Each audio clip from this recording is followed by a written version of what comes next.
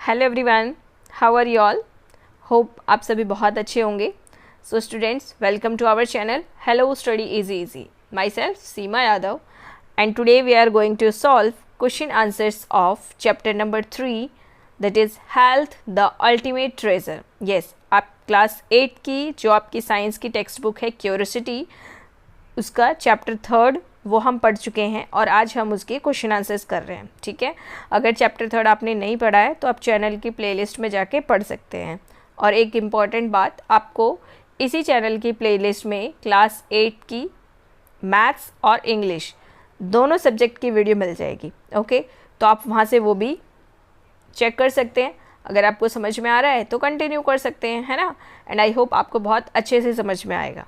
Okay, so let's start. Keep the curiosity alive. Question number first, just a minute. ये question start करने से पहले ये जो स्नैपशॉट्स हैं ये आप एक बार ज़रूर रीड करना, ठीक है, क्योंकि ये चैप्टर में जो भी है उसमें से इम्पॉर्टेंट पॉइंट्स ये यहाँ पे लिखे होते हैं. ठीक है, सो हमने चैप्टर डिस्कस कर लिया है तो आपको इसको समझने में कोई भी प्रॉब्लम नहीं होगी, तो आप इन पॉइंट्स को ज़रूर पढ़ना. ठीक है, तो चलिए स्टार्ट करते हैं. हमारा first question, group the disease shown in the images as communicable और नॉन कम्युनिकेबल. अब आपको बताना है कि ये जो इमेजेस दिख रहे हैं डिजीज़ की, तो इसमें से बताना है कि कम्युनिकेबल कौन सा है और नॉन कम्युनिकेबल कौन सा है. सो पहले आपको याद है कम्युनिकेबल डिजीज़ कौन से होते हैं. कम्युनिकेबल डिजीज़ वो होते हैं जो जर्म्स के थ्रू फैलते हैं, है ना, और एक इंसान से दूसरे इंसान में जर्म्स के थ्रू फैलते हैं. ठीक है, और नॉन कम्युनिकेबल डिजीज़ वो हैं जो आपके एनवायरनमेंट फैक्टर्स की वजह से और लाइफस्टाइल की वजह से होते हैं. ठीक है, और वो एक से दूसरे तक वो नहीं पहुंचते हैं. ओके, तो जैसे कि डायबिटीज़ और अस्थमा. ठीक है, ये कौन से डिजीज़ हो गए? नॉन कम्युनिकेबल डिजीज़ हो गए. ठीक है, नॉन कम्युनिकेबल. और ये जो कोल्ड एंड फ्लू है, टाइफॉइड है, चिकन पॉक्स है, ये बीमारियां जर्म्स से फैलती हैं और ये एक इंसान से दूसरे इंसान में पहुंच सकती है. जैसे अगर ये छींक रही है तो जर्म्स जो हैं वो एयर में आएंगे, और अगर इसके कांटेक्ट में आप आ गए, जिस बच्चे को कोल्ड है उसके कांटेक्ट में आप आए, तो आपको भी वो इन्फेक्शन हो जाएगा. इसी तरह सेम इसमें और इसमें भी है. ठीक है, सो ये जो है ये कम्युनिकेबल डिजीज़ है, typhoid, cold and flu and chicken pox. Okay, and diabetes और अस्थमा ये क्या है? Non communicable disease. ओके, चलिए नेक्स्ट क्वेश्चन देख लेते हैं. Disease can be broadly grouped into communicable and non communicable disease. Yes, disease को हम ग्रुप कर सकते हैं, है ना. From the option given below identify the non communicable disease. हमने अभी देखा नॉन कम्युनिकेबल डिजीज़ कौन से होते हैं?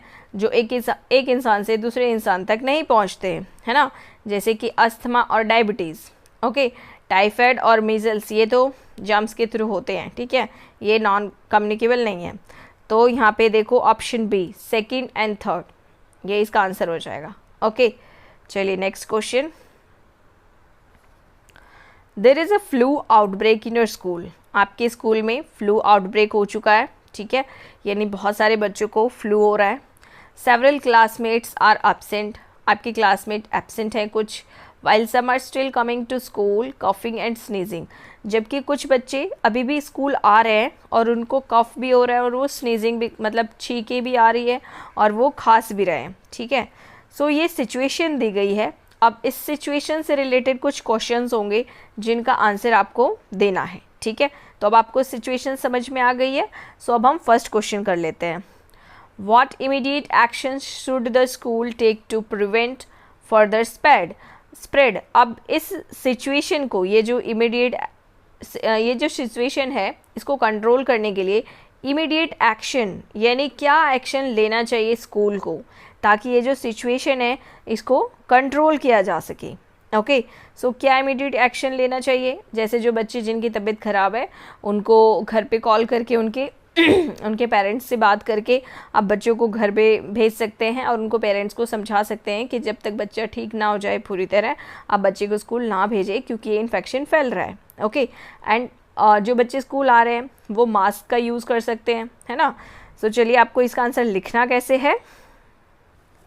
सो you can write answers like that. The school should, school को क्या क्या करना चाहिए। Ask 6 students to stay at home until fully recovered. Okay, ये हम डिस्कस कर चुके हैं कि जब तक वो फुली रिकवर्ड ना हो जाए वो घर पे रहें। Sanitize classroom, washroom, common areas regularly. इन सभी चीज़ों को जो सभी बच्चे रेगुलर यूज़ करते हैं, जैसे क्लासरूम है, वॉशरूम है, कॉमन एरियाज़ है, इनको सैनिटाइज करना चाहिए, है ना। Ensure good ventilation in classroom, और क्लासरूम में वेंटिलेशन अच्छा हो, यानी जो अंदर की हवा है वो बाहर प्रॉपर जा सके और बाहर से हवा अंदर आ सके, इस चीज़ की पूरी व्यवस्था होनी चाहिए, है ना। Encourage students and staffs to use mask and follow good hygiene like washing hands frequently, यानी स्टाफ और स्टूडेंट्स को सबको मास्क यूज़ करना है और गुड हाइजीन को फॉलो करना है, जिसके लिए उनको क्या करना है, बार बार अपने हैंड्स को वॉश करना है, हैंड वॉश यूज़ करके। ओके, नॉट ओनली कि आप सिर्फ पानी से हाथ धो लो। ओके, नाउ सेकंड क्वेश्चन है इसी में, जो फर्स्ट सिचुएशन आपको दी गई थी फ्लू आउटब्रेक का सेकंड पार्ट है ये। सेकंड क्वेश्चन है, how to respond if your classmate show symptoms of flu without being rude और हर्टफुल। कि अगर आपकी क्लासमेट को, जिसको ये सिम्टम्स आपको दिख रहा है, ठीक है, मतलब आपको ये सिम्टम्स दिख रहे हैं कि उसको कफ एंड कोल्ड है, वो स्नीजिंग कर रहा है, ओके, और आपके साथ ही वो बैठा है, ठीक है। सो आप उसको आपका क्या रिस्पॉन्ड होगा कि उसको हर्ट भी ना हो और आप उसको मतलब बता भी सके कि क्या सिचुएशन है और क्या करना चाहिए, है ना। कैसे रिस्पॉन्ड करेंगे आप उसको।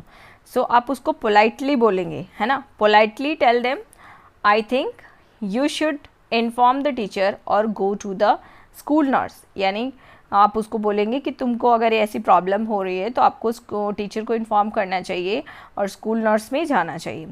It looks like you are not well, ऐसा दिख रहा है कि तुम सही नहीं हो, तुम्हारी तबीयत सही नहीं है। It would be better for you to rest, ये तुम्हारे लिए अच्छा है कि तुम रेस्ट करो। And also help keep others from getting sick, और दूसरों को भी हेल्प करो कि दूसरे जो है वो बीमार ना हो, है ना। सो यहाँ पे एक आप यहाँ पे एक वर्ड ऐड कर लेना, keep others from not getting sick. Okay, from के बाद आप यहाँ पे नॉट ऐड कर लेना, ठीक है। फ्रॉम नॉट गेटिंग सिक यानी दूसरे भी बीमार ना हो, इसमें आप हेल्प कर सकते हैं, ठीक है। यानी आप अगर घर पे रहेंगे तो दूसरे बच्चे बीमार नहीं पड़ेंगे, ठीक है। ओके, नेक्स्ट देख लेते हैं। थर्ड क्वेश्चन है, how to protect yourself and others, कि आप खुद को और दूसरे सबको प्रोटेक्ट कैसे कर सकेंगे कि इस सिचुएशन में वो इन्फेक्टेड ना हो और आप भी इन्फेक्टेड ना हो। तो क्या क्या करेंगे आप। Wear a mask, maintain distance from those who are coughing और स्नीजिंग। ओके, जो कफ, जिनको खांसी आ रही है, छींके आ रही है बार बार, तो उनसे थोड़ा डिस्टेंस मेंटेन करके रहेंगे ताकि जो जर्म्स हैं वो आपके पास ना पहुँचे। Wash hands regularly with soap. Okay, avoid touching your face, specially eyes, nose and mouth, क्योंकि आईज, नोज़ और माउथ ये तीन चीज़ें ही ऐसी हैं जिनके थ्रू जो जर्म्स हैं हमारी बॉडी में एंटर कर सकते हैं, इसीलिए हम इनको टच करना अवॉइड करेंगे। ओके, नेक्स्ट क्वेश्चन देख लेते हैं। Your family is planning to travel to another city, आपकी फैमिली प्लानिंग करिए किसी और सिटी में जाने का, ठीक है, ट्रैवल करने का। वेदर मलेरिया इज़ प्रिवेलेंट, जबकि वहाँ पे मलेरिया फैला हुआ है। Okay, so what precautions should you take before, during and after the trip? So आपको क्या प्रिकॉशंस लेनी चाहिए, क्या सावधानियां बरतनी चाहिए कि आप वहाँ पे जाने से पहले आपको क्या करना चाहिए, आप ट्रैवलिंग के दौरान है तो क्या करना चाहिए, और आफ्टर द ट्रिप के बाद आपको क्या करना चाहिए। ओके, सो क्या लिखेंगे इसका आंसर। सो बिफोर में आप लिखेंगे कि पहले क्या करना है, जाने से पहले consult a doctor for preventive medicines, यानी आप डॉक्टर से कंसल्ट करके प्रिवेंटिव मेडिसिन्स ले लेंगे जिसमें वो एंटी मलेरियल ड्रग्स दे देंगे आपको। एंड पैक मॉस्किटो नेट्स के पैक ले लेंगे। एंड इंसेक्ट रेपेलेंट्स, जो क्रीम्स आती हैं वो आप ले लेंगे, है ना, अपने साथ। ड्यूरिंग, आप ट्रैवल के दौरान क्या करना है आपको, वेयर लॉन्ग स्लीव क्लॉथ्स, जो फुल बाजू के कपड़े होते हैं वो पहनना है। यूज़ मॉस्किटो नेट्स का भी यूज़ कर सकते हैं रात में, ठीक है। अगर आप ट्रैवल कर रहे हैं तो रात में अगर सो रहे हैं तो मॉस्किटो नेट्स का यूज़ कर सकते हैं। अप्लाई मॉस्किटो रेपेलेंट्स, और मॉस्किटो रेपेलेंट्स का भी यूज़ कर सकते हैं। आफ्टर, अब आप वहाँ से ट्रैवल करके वापस आ गए तो उसके बाद आपको क्या करना है, watch for symptoms like fever और चिल्स, यानी आपको अगर ऐसे कुछ सिम्टम्स हो रहे हैं कि जैसे बहुत ज़्यादा फीवर आ रहा है या ठंड लग रही है एकदम से, तो आपको क्या करना है, see a doctor immediately if any appear. अगर कुछ भी ऐसे आपको सिम्टम्स दिख रहे हैं तो आपको फटाफट से डॉक्टर के पास जाना है। ओके, नेक्स्ट क्वेश्चन है, explain importance of mosquito nets और रेपेलेंट्स टू सिबलिंग, यानी कि आप ये मॉस्किटो नेट्स का इम्पॉर्टेंट और रेपेलेंट्स जो हैं, मॉस्किटो की जो मच्छर ना काटे तो हम क्रीम यूज़ करते हैं ना, तो उनको बोलते हैं रेपेलेंट्स। तो आप अपने सिबलिंग्स को कैसे एक्सप्लेन करेंगे, कैसे बताएंगे कि इनके इम्पॉर्टेंस क्या हैं, कैसे ये हमारे लिए इम्पॉर्टेंट है। So you can write answers like that, mosquito nets and repellents protect us from mosquito bytes which can spread disease like malaria, dengue और चिकनगुनिया। आप ये अपने सिबलिंग्स को बताएंगे तभी तो उनको समझ में आएगा ना कि मॉस्किटो नेट्स और रेपेलेंट्स का क्या यूज़ है। तो आप उनको बताएंगे कि ये हमें प्रोटेक्ट कर रहे हैं मच्छरों से, है ना, क्योंकि मॉस्किटो बाइट की वजह से क्या क्या बीमारियां हो रही हैं, मलेरिया, डेंगू और chikungunya. Okay, using them reduces the risk of getting infected, और अगर हम इनका यूज़ करते हैं मॉस्किटो नेट्स और रेपेलेंट्स का तो हम इनके कांटेक्ट में नहीं आएंगे, तो हम इन्फेक्टेड नहीं होंगे। तो ये चीज़ आप उनको इस तरह से समझा सकते हैं। Okay, third question, what could happen if travellers ignore health advisories, क्या होगा अगर ये ट्रैवलर्स जो हैं वो हेल्थ एडवाइजरीज को इग्नोर करें, मतलब इनको जो एडवाइस दिया गया है कि आप ट्रैवल के दौरान ये चीज़ें करें, तो अगर ये इग्नोर करें इस चीज़ को तो क्या हो सकता है। सो आप लिख सकते हैं आंसर इस तरह से, they may get infected with serious disease, है ना, उनको सीरियस डिजीज़ हो सकती है जैसे डेंगू, मलेरिया, चिकनगुनिया, है ना। They could spread these diseases to others when they return, और अगर इनको ये इन्फेक्शन हो गया, मतलब ये डिजीज़ हो गई, तो अगर मच्छर इनको बाइट करके किसी और को बाइट कर लेगा तो इनका जो ब्लड है वो दूसरे में चला जाएगा, और इस तरह से ये बीमारी जो है वो फैलना शुरू कर देगी, स्प्रेड हो जाएगी। Okay, this might require costly and difficult medical treatment, और फिर जिसके लिए और ज़्यादा कॉस्टली और डिफ़िकल्ट मेडिकल ट्रीटमेंट की ज़रूरत पड़ सकती है। अगर ये सीरियसली कंडीशन हो गई इनकी तो क्या होगा, इनको ज़्यादा कॉस्टली और डिफ़िकल्ट मेडिकल ट्रीटमेंट की ज़रूरत पड़ेगी, है ना। चलिए नेक्स्ट क्वेश्चन देख लेते हैं क्या है। Question number 5, your uncle has started smoking just to fit in with his friends, आपके अंकल ने स्मोकिंग स्टार्ट कर दी है जस्ट बिकॉज कि वो अपने फ्रेंड्स के ग्रुप में फिट हो सके, ठीक है। Even though it is well known that smoking can seriously harm health and even cause death, और जबकि ये सब जानते हैं कि जो स्मोकिंग है उससे क्या होता है, सीरियसली हार्म हेल्थ, यानी हमारे हेल्थ को बहुत ज़्यादा नुकसान होता है और इवन डेथ भी हो सकती है इसके कारण, है ना। सो फर्स्ट क्वेश्चन है, सिचुएशन ये दे दी है आपको। अब फर्स्ट क्वेश्चन है, what would you say to him to make him stop without being rude, तो आप उनको बिना गुस्सा किए या विदाउट रूड यानी बिना रूड हुए उनको किस तरह से समझाएंगे, उनको क्या कहेंगे, है ना, कि वो ये चीज़ जो है स्मोकिंग छोड़ दें। सो आप इस तरह से बोल सकते हैं, uncle I care about you, कि मुझे आपकी केयर है, मुझे आपकी चिंता है, and I am worried because smoking can harm your health badly, कि मैं चिंतित, मुझे टेंशन है, मैं वरी हूँ कि जो ये स्मोकिंग है ये आपकी हेल्थ को बहुत बुरी तरह से नुकसान पहुँचा सकता है। Maybe you can try to quite so you can stay healthy, to quit, ये quit, maybe you can try to quit, अगर आप इसको छोड़ने की कोशिश करें, so you can stay healthy, तो आप हेल्दी रह सकेंगे, है ना, and be with us longer, और हमारे साथ ज़्यादा टाइम तक रह सकेंगे। मतलब कहने का आप उनको ये समझाएंगे कि अगर आप ये चीज़ें छोड़ देंगे तो आप हेल्दी रहेंगे, बीमारियां नहीं होगी, और बीमारियां नहीं होंगी तो आप हमारे साथ ज़्यादा टाइम जी सकेंगे। ओके, नेक्स्ट क्वेश्चन देख लेते हैं। What to do if a friend offers you a cigarette at a party?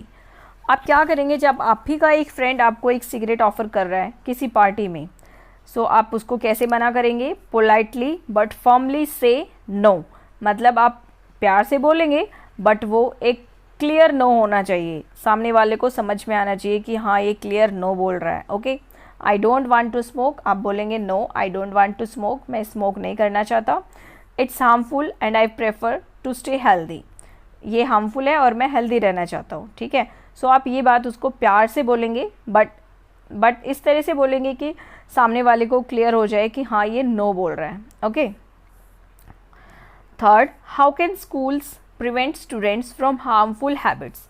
अब ये जो स्कूल्स है तो ये बच्चों को हार्मफुल हैबिट्स जो होती है, नुकसान जो पहुंचाने वाली आदतें होती है बच्चों को, स्टूडेंट्स में, तो उससे कैसे बचा सकते हैं।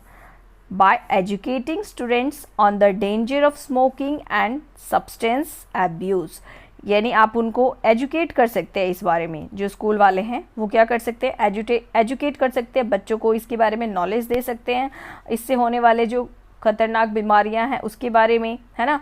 और इससे जो होने वाली ख़राब सिचुएशन हो जाती है कभी कभी बहुत ज़्यादा, तो उन सब के बारे में अगर हम बच्चों को बताएंगे, समझाएंगे, स्कूल वाले मतलब अगर समझाएंगे, तो इस चीज़ से स्टूडेंट को हम प्रिवेंट कर सकते हैं, ओके। नेक्स्ट क्वेश्चन देख लेते हैं। और ये देखो, ये भी कर सकते हैं हम, ये तो फर्स्ट आपको बताया कि आप क्या स्कूल वाले क्या कर सकते हैं। देन सेकंड क्या कर सकते हैं, organising awareness programme and workshop. यानी जो ऐसे और प्रोग्राम्स होते हैं, वर्कशॉप होते हैं जिसमें अवेयरनेस फैलाया जाता है, तो इस तरह के प्रोग्राम्स और वर्कशॉप ऑर्गेनाइज कर सकते हैं बच्चों के लिए स्कूल वाले। And encouraging healthy activities and hobbies. और बच्चों को एनकरेज कर सकते हैं कि वो अपनी उनकी जो हॉबीज़ है और जो एक्टिविटीज़ है वो हेल्दी कैसे करें, ओके। मतलब ऐसी आदतें अपनाएं जिनसे उनकी हेल्थ अच्छी रहे, जैसे वॉकिंग करना, गेम्स खेलना, फिज़िकल जो गेम्स होते हैं वो खेलना, है ना। सो इससे क्या होगा, उनकी जो हेल्थ है वो बनी रहेगी, फिटनेस बनी रहेगी। Next, providing counselling for students who feel pressure. और काउंसलर की भी व्यवस्था कर सकते हैं स्कूल वाले कि अगर कुछ बच्चे प्रेशर फील कर रहे हैं, पीयर प्रेशर फील कर रहे हैं या किसी और तरह का प्रेशर फील कर रहे हैं, तो वो क्या कर सकते हैं, काउंसलर की हेल्प ले सकते हैं, okay. Now next question number 6, Sania claims to her friend Vinita that antibiotics can cure any infection. अब जो सानिया है वो क्लेम कर रही है अपने फ्रेंड विनीता को, यानी उसको बता रही है, बोल रही है कि जो एंटीबायोटिक्स हैं वो हर तरह के इन्फेक्शन को क्योर कर सकते हैं, ठीक कर सकते हैं। So we don't need to worry about disease. तो हमें किसी भी बीमारी से टेंशन लेने की ज़रूरत नहीं है। कौन कहता है ये, सानिया कहती है विनीता को कि जो एंटीबायोटिक्स है ना वो हर इन्फेक्शन को ठीक कर सकते हैं, सो हमें बीमारियों की टेंशन लेने की ज़रूरत नहीं है। So what questions can Vinita ask her to help Sania understand that her statement is incorrect? तो अब विनीता को कौन से क्वेश्चन पूछने चाहिए कि वो सानिया समझ जाए कि जो उसकी स्टेटमेंट है ये गलत है, क्योंकि एंटीबायोटिक्स सिर्फ जर्म्स पे काम करता है ना, सभी बीमारियों के लिए वो यूज़ नहीं कर सकते हैं, है ना। सो कौन सी क्वेश्चन पूछेगी वो, विनीता कुड आस्क, विनीता क्या पूछ सकती है, do you know that antibiotics only work against bacteria not against viruses. उसको पूछ सकती है और एक तरह से बता सकती है ना, कि तुमको पता है कि जो एंटीबायोटिक्स हैं ये बैक्टीरिया के अगेंस्ट काम करते हैं, वायरसेस के अगेंस्ट नहीं, है ना। यानी जो प्रॉब्लम बैक्टीरियाज की वजह से होती है ये सिर्फ उनके खिलाफ लड़ते हैं, ठीक है। और नेक्स्ट क्या पूछेगी, what about disease caused by viruses. जो वायरसेस की वजह से डिजीज़ होते हैं तो उनका क्या, जैसे flu, dengue, measles, do you think antibiotics can cure दम। तो क्या तुमको लगता है कि जो एंटीबायोटिक्स हैं वो इन बीमारियों को ठीक कर सकते हैं। तो उसको धीरे धीरे समझ में आने लगेगा, है ना, कि नहीं ये सही बोल रही है। अब next question, do you know that misuse of antibiotics can make bacteria resistance making infections harder to treat.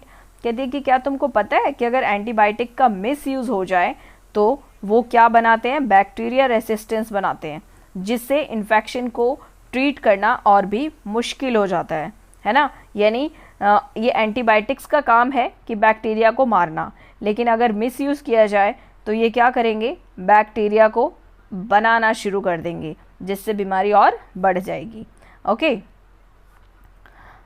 Next क्या पूछ सकती है, this will help Sania understand that antibiotics can cure all infections and disease.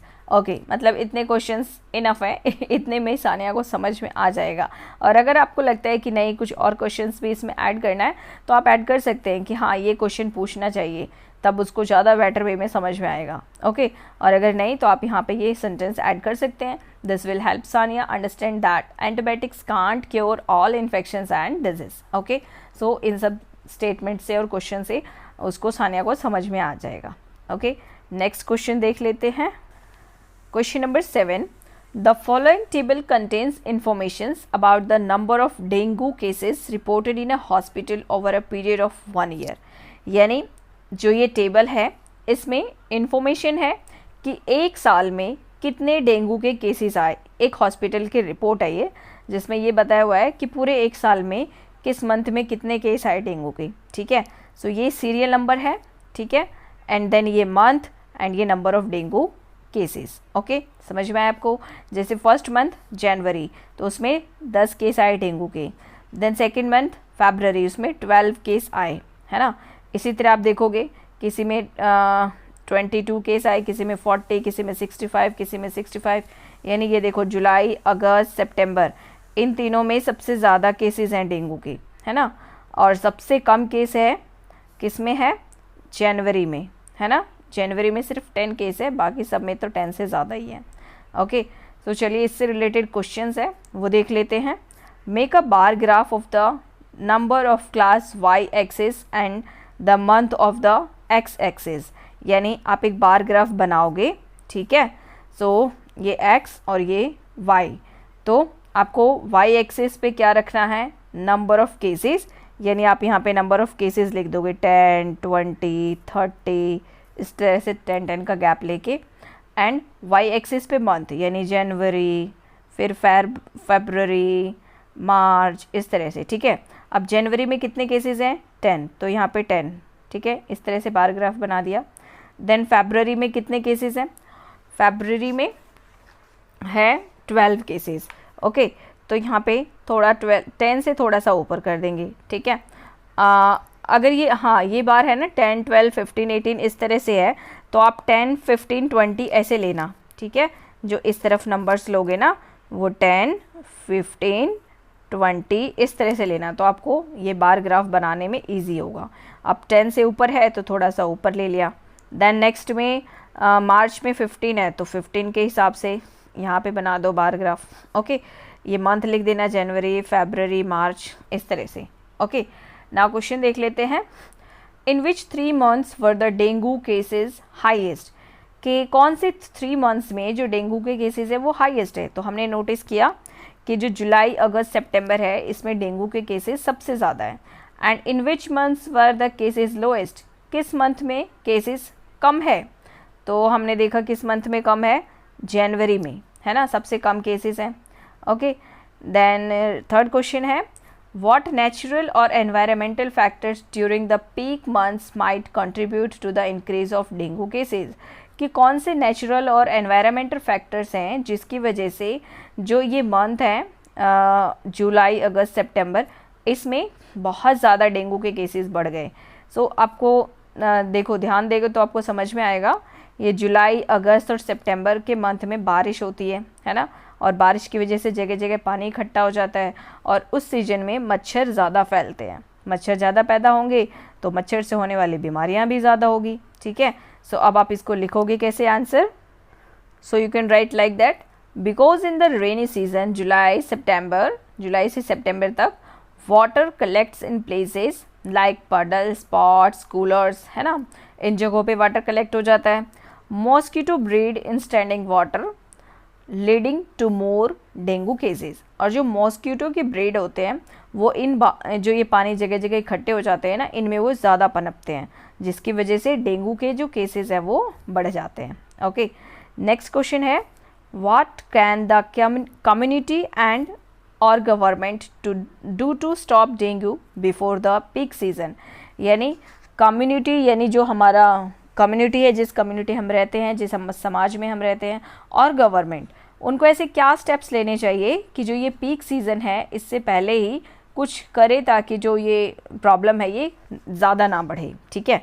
So आप इसमें answer लिख सकते हैं clean and dry places where water collect, जहाँ पे पानी कलेक्ट हो जाता है उसको साफ़ कर दो, यानी गड्ढे वगैरह हैं तो उसको फिल कर दो, है ना। Spray insecticides to kill mosquitoes, और अगर पानी कलेक्ट हो गया है तो उसको साफ़ करना है, ठीक है। फर्स्ट यही है कि इसको साफ़ करना है, देन सेकेंड है कि उस पर इंसेक्टिसाइड्स स्प्रे करना है, ओके। देन थर्ड है यूज़ मॉस्किटो नेट्स एंड रेपलेंट्स, और इन सीज़न में ज़्यादातर नेट्स और रेपलेंट्स का यूज़ करना है, okay. Teach people how to stop mosquitoes from breeding, लोगों में जागरूकता फैलाया जाए सरकार के द्वारा कि किस तरह से मॉस्किटो है उसको ज़्यादा वो ना बढ़े, मॉस्किटो ब्रीडिंग को रोका जाए, okay. And cover water tanks and drains, और ड्रेन्स को और वाटर टैंक्स को कवर कर दिया जाए ताकि उसमें मच्छर जल्दी से पैदा ना हो, ओके। नाउ नेक्स्ट क्वेश्चन देख लेते हैं। Question number 8, imagine you are in charge of a school health campaign. आपको इमेजिन करना है कि आप स्कूल हेल्थ कैंपेन के इंचार्ज हैं, ठीक है। कोई स्कूल ने कोई कैंपेन चलाया, अभियान चलाया, ठीक है, हेल्थ से रिलेटेड, सो आप उसके इंचार्ज हैं। What key messages would you use to reduce communicable and non communicable disease. So आप क्या मैसेज देंगे, इंपॉर्टेंट मैसेज, कि जो ये कम्युनिकेबल और नॉन कम्युनिकेबल डिजीज़ है इनको कम किया जा सके, तो कैसे मैसेज देंगे आप। सो इसका आंसर आप ऐसे लिखेंगे, wash hands with soap before eating and after using the toilet, ठीक है। आप ये मैसेज दे सकते हैं कि आप अपने हैंड वॉश करें, आप खाना खाने से पहले और आफ्टर यूजिंग टॉयलेट यूज़ करने के बाद आपको क्या करना है, हैंड वॉश ज़रूर करना है, ठीक है, with soap. Next, cover your mouth when you cough और स्नीज़, जब आप छींक रहे हैं, खांस रहे हैं तो आपको अपना माउथ कवर करना है, okay. Next, eat healthy food and drink clean water, आपको हेल्दी फूड खाना है और क्लीन वाटर पीना है, ठीक है।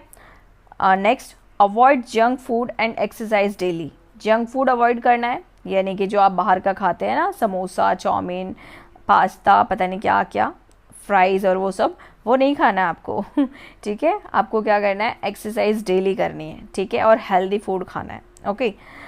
Don't share personal items like bottles, जो आपकी वाटर बॉटल होती है ना उसको आपको शेयर नहीं करना है, ठीक है, क्योंकि जो पानी पी रहा है बच्चा, हो सकता है अगर वो इन्फेक्टेड है, उसको कफ, कोल्ड और ये सब है, तो वो पानी अगर आप उस बॉटल का आप पिएंगे ना तो आपको भी वो इन्फेक्शन हो जाएगा, ठीक है। सो आपकी जो बॉटल्स वगैरह है, पर्सनल चीज़ें हैं, बॉटल्स के अलावा जैसे हैंकी है, तो आपके जो पेन, पेंसिल, ये सब चीज़ें, इनको आपको शेयर नहीं करना है, ठीक है। Next, say no to smoking and harmful habits, आपको क्या कहना है कि स्मोकिंग जो है और जो भी हार्मफुल हैबिट्स है उसको नो बोलना है, यानी ये आपको हैबिट्स अपनानी ही नहीं है, ठीक है, इनसे दूर रहना है।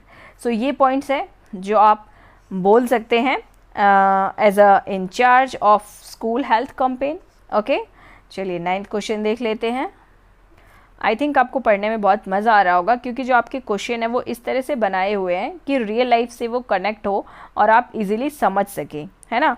सो अगर आपको पढ़ने में मज़ा आ रहा है और सब कुछ समझ में आ रहा है तो वीडियो को लाइक करें, अपने फ्रेंड्स के साथ तो शेयर करना ही है, और सब्सक्राइब तो ज़रूर करना है, क्योंकि आपको एक चैनल पर 8th क्लास की 3 सब्जेक्ट की वीडियो मिल जाएगी, मैथ, इंग्लिश और साइंस, ओके। और कमेंट भी कर देना कि आपको कौन से क्वेश्चंस में अगर कोई डाउट है तो वो भी कमेंट कर सकते हो, और अगर आपको पढ़ने में अच्छा लगा तो आप वो भी बता सकते हो कमेंट्स के थ्रू मुझे, है ना। इससे क्या होगा, मुझे मोटिवेशन मिलती है कि मैं आप लोगों को और ज़्यादा बेटर वे में कैसे पढ़ाऊँ, ठीक है, और पढ़ाने की मैं कोशिश करती हूँ। चलिए 9th क्वेश्चन देख लेते हैं। ये तो हो गया स्कूल हेल्थ कैंपेन वाला। It is recommended that we should not take an antibiotic for a viral infection, ये रिकमेंड किया जाता है कि जो वायरल इन्फेक्शंस होते हैं जैसे कोल्ड, कफ, फ्लू, इसमें एंटीबायोटिक नहीं लेना चाहिए, है ना। Can you provide the possible reasons for this recommendation, तो क्या आप पॉसिबल रीज़न बता सकते हैं कि ये रिकमेंड क्यों किया जाता है। येस, हम चैप्टर में बहुत पढ़ चुके हैं, है ना। तो चलिए कैसे लिखते हैं इसको answer, like that, because cold, cough and flu are caused by viruses, क्योंकि जो कोल्ड, कफ और फ्लू है ये वायरस के थ्रू होता है ना। But antibiotics only kill bacterias, जो एंटीबायोटिक्स होते हैं वो बैक्टीरिया को किल करते हैं, नॉट वायरस, वायरस को किल नहीं करते, इसलिए कोल्ड कफ और फ्लू में एंटीबायोटिक्स नहीं लेना चाहिए। Okay, next, taking antibiotics when not needed can make bacteria stronger और you can see antibiotic resistance, कि अगर एंटीबायोटिक की ज़रूरत नहीं है, जैसे कोल्ड कफ और फ्लू में एंटीबायोटिक की ज़रूरत नहीं है और अगर आप ले रहे हैं फिर भी, तो इससे क्या होगा, जो बैक्टीरिया हैं वो स्ट्रांग हो जाएंगे, एंटीबायोटिक रेसिस्टेंस बन जाएगा। ओके, यानी ये जो हम दवाई क्यों लेते हैं एंटीबायोटिक, कि बैक्टीरियाज को मार सके, जो बैड बैक्टीरिया है उनको मार सके, बट अगर बिना ज़रूरत के हम अगर उनको लेंगे ना, तो वो बैड बैक्टीरिया के साथ साथ गुड बैक्टीरिया को भी मारने लग जाएंगे और बैड बैक्टीरिया को बढ़ाने लग जाएंगे, तो हो जाएगी ना problem, making it hard to treat real infections later, और फिर बाद में ये प्रॉब्लम्स को ट्रीट करना मुश्किल हो जाएगा। ओके, नेक्स्ट क्वेश्चन देखते हैं क्या है, which disease among the following may spread, यानी इनमें से कौन सी बीमारी फैलेगी अगर drinking water gets contaminated by the excreta from an infected person, यानी इन्फेक्टेड पर्सन के एक्सटीरिया से, यानी उनके मल मूत्र से आपका पानी जो है वो कंटेमिनेटेड हो गया, यानी इन्फेक्टेड हो गया, अगर आपने वो पानी पी लिया तो कौन सी बीमारियां फैलेगी, इसमें से बताना है आपको, hepatitis A, tuberculosis, polio, cholera और चिकन पॉक्स, तो इसमें से आपको बताना है कि कौन सी बीमारी फैलेगी। ओके, सो आपको याद होगा हमने चैप्टर में पढ़ा था, है ना, सो आप हेपेटाइटिस ए पे टिक कर लीजिए क्योंकि ये बीमारी फैल सकती है, देन ट्यूबरक्लोसिस और कॉलरा, ये बीमारियां फैल सकती है अगर आप इन्फेक्टेड पर्सन के वेस्ट से कंटेमिनेटेड वाटर यूज़ कर लेते हैं तो ओके, चलिए अब आगे देखते हैं क्या है। सो यहाँ पे वही क्वेश्चन प्रिपेयर करने हैं आपको, prepare some question based on your learning so far, यानी आपने इतना कुछ पढ़ लिया तो आपके माइंड में भी कुछ क्वेश्चंस आ रहे होंगे, है ना, कि ये क्यों होता है, ऐसा क्यों नहीं होता, कहाँ होता है, क्या होता है, तो आप वो जो माइंड में आपके क्वेश्चंस आ रहे हैं ना, आपको यहाँ पे वो लिखने हैं, जो आपने इतना कुछ पढ़ा चैप्टर में या क्वेश्चन आंसर्स में, तो काफ़ी कुछ माइंड में आपके आया होगा, समझ गए होंगे आप, काफ़ी कुछ नहीं समझे होंगे, तो ये क्वेश्चन आपको यहाँ पे लिखना है, ठीक है। चलिए आगे देखते हैं क्या है, यस क्वेश्चन नंबर 11 भी है। ओके, तो इसको भी कर लेते हैं।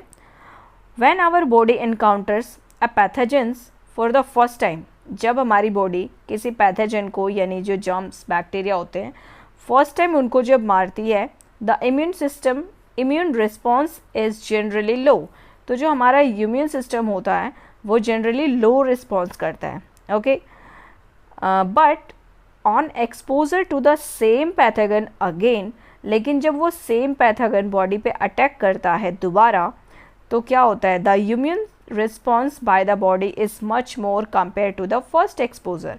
सो जो हमारा इम्यून सिस्टम है, इम्यून जो है हमारा रिस्पॉन्स करता है ज़्यादा, पहले के अकॉर्डिंग ज़्यादा स्ट्रांगली बिहेव करता है ना, और तो ऐसा क्यों होता है, इसका क्या रीज़न है, सो हमने ये भी चैप्टर में बहुत अच्छे से समझा है ना। चलिए अब इसको हम आंसर कैसे लिखेंगे इसका, सो आप इस तरह से आंसर लिख सकते हैं, when our body meets a germ और pathogen for the first time, जब हमारी बॉडी फर्स्ट टाइम पैथोजेंस या जर्म्स से मिलती है, it take time to recognize it, तो वो टाइम लेती है। अब पहली बार हमारे घर में कोई आता है, हमने उसको फर्स्ट टाइम देखा है, तो हम उसको पहचानेंगे, धीरे धीरे उसके साथ रहेंगे तभी ना, एंड मेक स्पेशल सेल्स, और फिर हमारी बॉडी क्या करती है, रिकॉग्नाइज करती है और फिर स्पेशल सेल्स बनाती है जिसको एंटीबॉडीज़ कहते हैं, टू फाइट इट, इनसे लड़ने के लिए। अब हमारी बॉडी समझ जाती है कि अब ये अलग तरह के सेल्स आए हैं, तो इनसे लड़ने के लिए वो एंटीबॉडी क्रिएट करती है, ठीक है। But during this first attack our body also creates memory cells, अब फर्स्ट अटैक के दौरान ही हमारी बॉडी क्या करती है, मेमोरी सेल्स भी क्रिएट करती है, दैट रिमेंबर द जर्म, जो इस जर्म को पहचान सके, ठीक है। ऐसे सेल्स भी बना देती है कि अगर ये सेल्स दोबारा आए तो उनको कैसे भगाना है, तो वो मेमोरी सेल्स भी क्रिएट करते हैं। ओके, देन क्या होता है, so if the same germs enter our body again, अब मेमोरी सेल्स तो बन गए, अब ये जर्म्स अगर हमारी बॉडी में दोबारा आएंगे तो क्या होगा, these memory cells quickly recognize it, अब ये मेमोरी सेल्स बनाए इसलिए गए हैं कि उनको जल्दी से रिकॉग्नाइज कर ले, है ना, तो वो जल्दी से पहचान लेंगे, and make a lot of antibodies faster, फिर बहुत सारी एंटीबॉडीज़ फास्टर मतलब जल्दी जल्दी बनाना शुरू कर देंगे. That's why the immune response is stronger and faster the second time. और इसीलिए सेकेंड टाइम हमारा जो इम्यून है वो बहुत ज़्यादा स्ट्रॉन्ग, पहले के अकॉर्डिंग स्ट्रॉन्गर और फास्टर रिस्पॉन्स करता है. Okay, our body remembers the germs and know how to fight it better. हमारी बॉडी को वो जर्म्स याद रहते हैं और हमारी बॉडी जानती है कि किस तरह से इससे लड़ना है और किस तरह से इसको भगाना है. ओके, आई थिंक आपको बहुत अच्छे से क्लियर हो गया. ओके, चलिए आगे देखते हैं क्या है. नेक्स्ट है डिस्कवर, डिज़ाइन एंड डिबेट. आपको डिस्कवर करना है, डिज़ाइन करना है और डिबेट. डिबेट किसके साथ? अपने फ्रेंड्स के साथ कर सकते हैं, है ना, जो आपकी क्लासमेट्स हैं उनके साथ कर सकते हैं. Students maintain a healthy diary for at least a month to track food, hygiene, exercise, sleep, screen time, emotional state. यानी एक डायरी आपको मेंटेन करनी है जिसमें आप आपका जो डेली रूटीन है वो लिखें कि आपने कितना हेल्दी फूड खाया, कितना हाइजीन आप रहे, कितनी एक्सरसाइज की, कितने घंटे सोई, कितना स्क्रीन टाइम यूज़ किया. ओके, आपकी इमोशनल स्टेट क्या थी. सो ये सारा 1 मंथ आपको क्या करना है? ट्रैक करना है. ठीक है, और इसको ट्रैक करने से क्या होगा? आपको समझ में आएगा कि आप क्या कर रहे हैं और आपको क्या करना चाहिए और क्या नहीं करना चाहिए. Okay, read about Indian scientist like, अब ये इंडियन साइंटिस्ट के नाम दिए हुए हैं कुछ, इनके बारे में आपको पढ़ना है. ठीक है, आप नेट पे सर्च करोगे तो आपको इनके बारे में बहुत सारी डिटेल मिल जाएगी, है ना. For their contribution in the field of health and disease. अब इनके बारे में पढ़ेंगे तो आपको इनके जो कंट्रीब्यूशन है फील्ड हेल्थ और डिजीज़ के फील्ड में वो भी आपको पता चल जाएगा, है ना. सो ये आपको ज़रूर पढ़ना है. Next, the deadly disease small pox was eradicate by vaccination. जो ये स्मॉल पॉक्स जो बहुत ही घातक बीमारी है, ठीक है, थी यू कैन से, इसको वैक्सीन के थ्रू ख़त्म कर दिया गया. Discover how this was done and why it work. तो आपको डिस्कवर करना है कि ये कैसे किया गया था, क्यों किया गया था. Debate whether everyone should be required to get vaccinated और टू प्रोटेक्ट अदर्स. और डिबेट भी करना है कि क्या सभी को वैक्सीनेशन की अपने आप को प्रोटेक्ट करने के लिए वैक्सीनेशन की रिक्वायरमेंट है या होनी चाहिए. Okay, according to current guidelines learn the correct sequence of steps for performing CPR. Okay, यानी जो करेंट गाइडलाइंस है उसके अनुसार आपको ये पता होना चाहिए, आपको ये सीखना चाहिए कि किस तरह से कौन सी सीक्वेंस में हमें CPR देना है. अगर किसी को सडन स्टॉपेज ऑफ ब्रीथिंग यानी सांस लेने में दिक्कत हो रही है, उसकी सांसें रुक रही है, तो कैसे उसको CPR देना है, उसके क्या स्टेप्स हैं. सो ये आपको सीखना चाहिए, है ना. स्कूल में इनवाइट अ डॉक्टर. स्कूल या तो किसी डॉक्टर को या प्रोफेशनल को इनवाइट कर सकते हैं ताकि वो आपको एक्सप्लेन कर सके अच्छे से कि क्या करना है. ठीक है, invite a doctor to the school. So students may be encourage to interact with the doctor on the issue of malnutritions, undernutritions और ओवर न्यूट्रिशंस. यानी कि अगर स्कूल वाले किसी डॉक्टर को बुलाते हैं तो स्टूडेंट्स को आप मतलब इनकरेज होंगे, टीचर्स उनको इनकरेज करेंगे कि आप डॉक्टर से बात करें. और किस इश्यू पे बात करना है? इन इश्यू पे बात करना है कि ज़्यादा न्यूट्रिशंस ले लिया तो क्या हो गया, कम न्यूट्रिशंस लिया तो क्या होगा, बॉडी पे क्या इफ़ेक्ट होगा, ये सारे डिस्कस करें. ठीक है. If you are given an opportunity to create a health card. अगर आपको हेल्थ कार्ड बनाने की अपॉर्चुनिटी मिल रही है, ठीक है, so what all would you like to include in it. तो आप उसमें क्या इंक्लूड करेंगे? Create your own health card and have discussion about it. So आपका अपना भी एक हेल्थ कार्ड बनाइए और इसके ऊपर डिस्कस भी कीजिए. ठीक है. Have a debate on are there ill effects of fast food. Fast food के बुरे प्रभाव हैं ऑन कंपेनियन एनिमल्स के ऊपर. सो इसके भी आप इस पे भी डिबेट कर सकते हैं. ठीक है. And then again reflect on the questions framed by your friends and try to answer. अब ये जब आप इतने सारे डिस्कशन करेंगे तो आपके फ्रेंड्स के मन में भी तो कुछ क्वेश्चन आएगा, आपके मन में भी तो क्वेश्चन आएगा. तो जब आप आपस में बातचीत करेंगे तो आपको क्या करना है? एक दूसरे के क्वेश्चंस का आंसर भी ट्राई करना है कि उसको सॉल्व किया जाए, है ना. अगर आप आंसर नहीं निकाल सकते हैं तो आप टीचर की हेल्प ले सकते हैं, है ना. इंटरनेट की हेल्प ले सकते हैं. You are in 8th standard तो आप सर्च करके काफ़ी कुछ पता लगा सकते हैं. ओके, सो स्टूडेंट्स, यहाँ पे ही आपका ये चैप्टर जो है, third chapter health the ultimate treasure, ये फिनिश होता है। ओके, आई होप आपको पढ़ने में बहुत मज़ा आया होगा और सब कुछ ईजिली समझ में आया होगा, क्योंकि बहुत ही ईजी चैप्टर है। ठीक है, so students, that's all for today. Thanks for watching, have a good day.